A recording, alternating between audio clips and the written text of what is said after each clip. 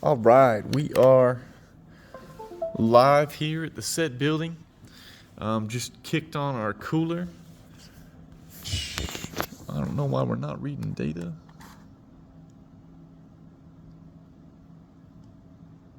I'll rerun that.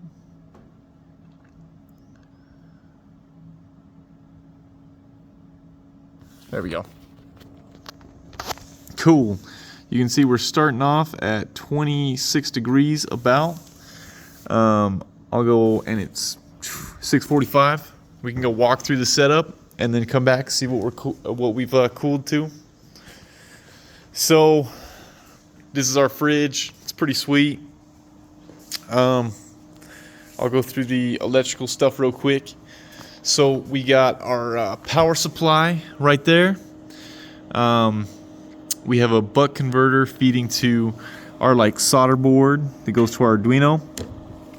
Pretty typical thermistor resistor circuit right there. And then we have our Arduino controlling this H bridge. Currently it's just giving it full power, but it's on like a 50% duty cycle. So it's on and off. It's on 50 milliseconds, off 50 milliseconds. What is it? Oh, that's the noise of the fan, if you can hear that on the video.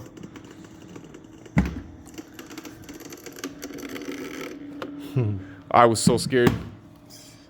Anywho, so we got those. Oh, there it goes again.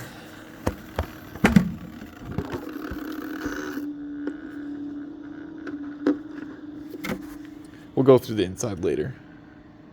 1 second. Okay, we'll see if that lasts.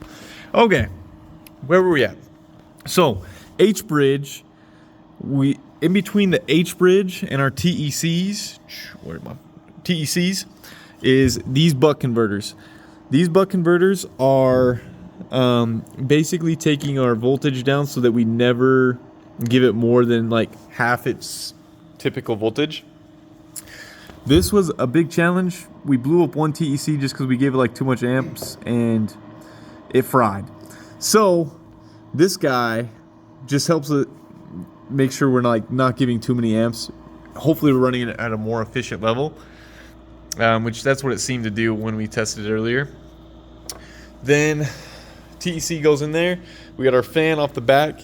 There's a little gap right there. We're planning on making that bigger, just so that we have a little bit more airflow.